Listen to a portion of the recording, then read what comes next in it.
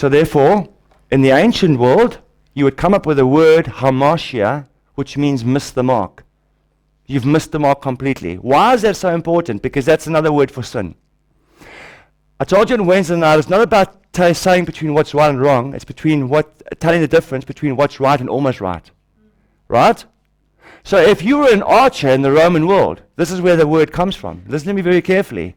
You were trained to get the bullseye or a mark from here to whatever distance. You were trained morning to evening as an archer to hit the mark. If you were off even so much, you hamartia, you missed the mark. You weren't right, you were almost right. So I'm taking from what's in the Greek and what Roman soldiers do, and I'm actually lending it because that's exactly what Paul does. In the book of Corinthians, in the book of Colossians, everywhere. He is lending that word hamartia, you've missed the mark. You're not right, you were almost right. For the simple reason is that you're hanging on your own religion. When you're hanging on God, you're dead right because he says he makes you righteous. Not of your own will, but of his own will. You are perfect in his eyes. And he will work with you, and he is the potter and you are the clay. He will work with you. He will mold you. He will do what he wants with you. But he will love you. For he disciplines those who are his own. I get a bit serious here now. I have tasted the sweet, bitter taste of God's discipline. And I'm talking serious discipline. I think people don't experience that enough. Because we sometimes forget what it means to fear God. Now we use the English term reverence. Wow, that's where the word reverence comes from. So are you meant to fear me? Or are you meant to fear God? You see, there's a difference because the fear of God is the beginning of all wisdom.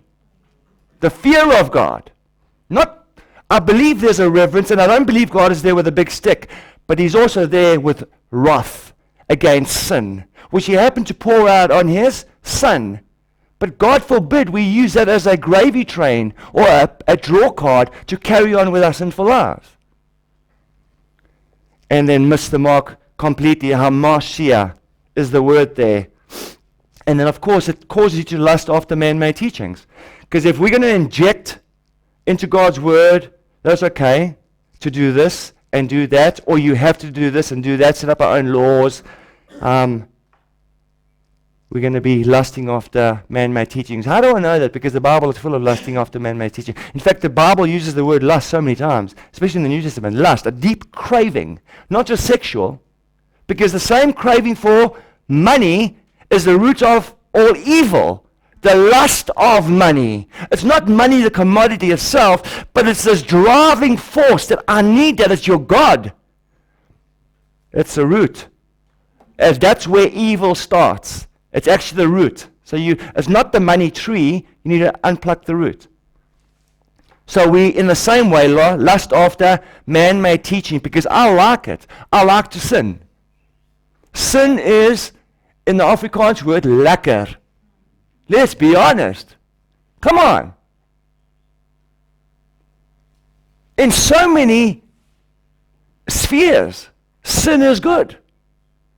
But the consequences of sin, it's like the Proverbs telling us, and it's like, which is real today. You get blind drunk, you come home, and you wake up, you wake up the next morning, you didn't even know you came home. And you don't know why your eye's swollen. And your leg is broken. And you got a fat lip. And you got stitches down the side. I've experienced it, by the way. I'm not kidding. I wake up the next morning, why's my eye swollen? What happened? Don't have a cooking clue. You've actually got amnesia. You've had so much alcohol. Right? Don't know what happened. So again,